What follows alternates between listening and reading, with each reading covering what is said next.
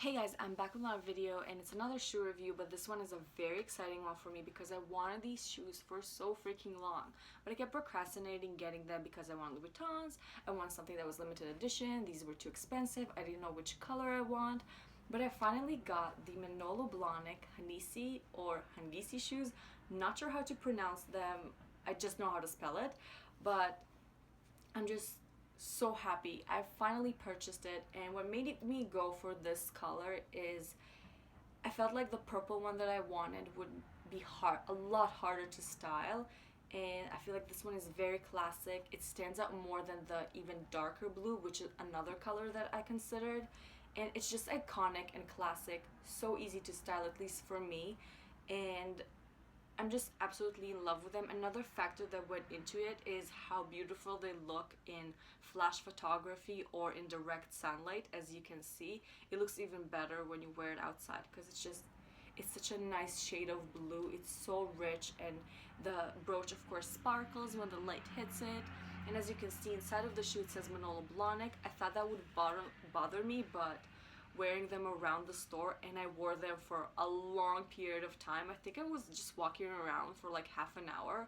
I think they hated me for that, but I was walking around on the carpet, just wanted to see how they feel and if that's my true size. I did stick to my actual non-designer size, which is 38 and a half. If you want to see my other sizes, that's other videos, but that's my non-designer size, so I was really impressed. Well, I don't know if that's something to be impressed about, I was just surprised. It also says on the shoes that it's handmade in Italy. The bottom, something that kind of threw me off, but not a deal breaker. I just don't know how it would be after years of wear. It's fabric on the bottom, which is just a bit odd to me.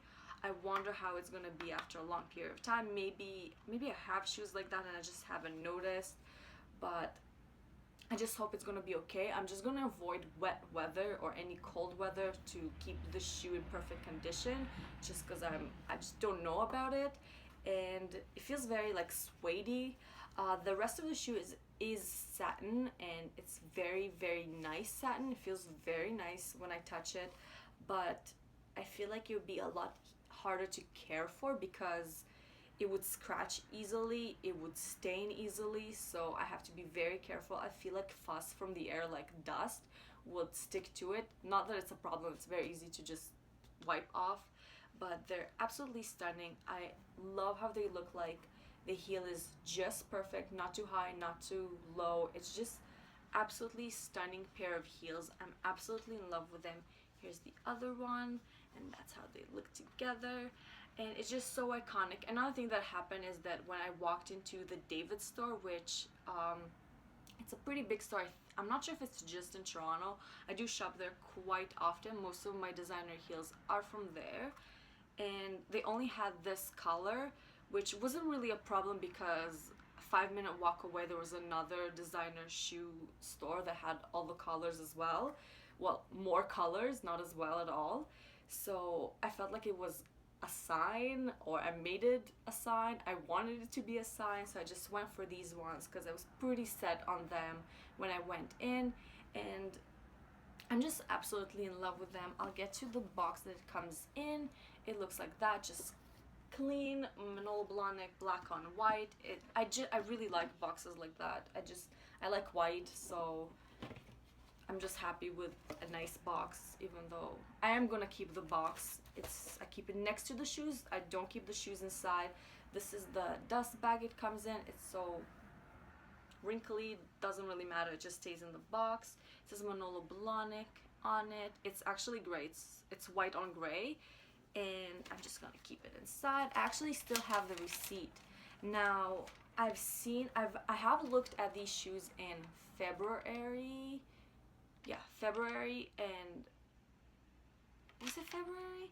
Anyway, I have looked at these shoes, and it was definitely February the last time I saw them, and at the store I purchased them in, which is David's store, they were $100 cheaper. So in the past few months it actually went $100 up in price. I don't know when exactly it went up in price, but I decided that that's enough. I have to get them before they get even more ridiculously expensive. So they are on in original price $1,195. They were $10.95 in February, which is crazy to me. But any other shoe store that I went to actually sold it or for the same price or higher. The only good thing that I had is that I had a $50 to off the purchase because I've already spent at that store over $1,000, and every $1,000 that you spend, you get a $50 for your next purchase. So I feel that's very nice of them to do that. They don't have to do that. It's just sweet. That's why I keep going to them and not, I try to shop with them and not any other brand.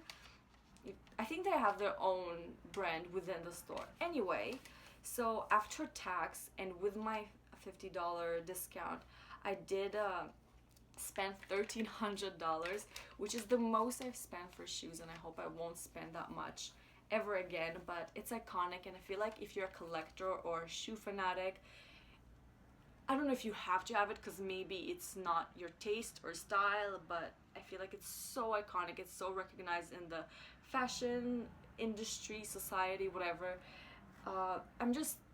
I'm in love with them, even though I'm telling people, oh, I bought them in the Renaissance fair, because they look so old-fashioned, and I really like it. I'm a big history nerd, and I feel like I can totally get away with this from in any other century, and I feel like they're timeless. They're iconic for Carrie Bradshaw, and they're just absolutely beautiful because of the satin and the blue and the brooch, and just everything about them is absolutely perfect. And another thing I would mention is it does say that it's 105 in height for the heel, which is perfect. My Pigalle 100 are still my favorite heel size, so that's very close to it. I do keep the receipt inside the box. I keep the receipt to my all designer shoes.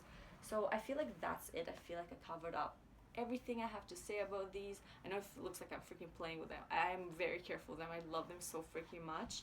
And that's it. Of course, if you have any questions, leave them down below. I would be happy to answer any question. And that's it for today.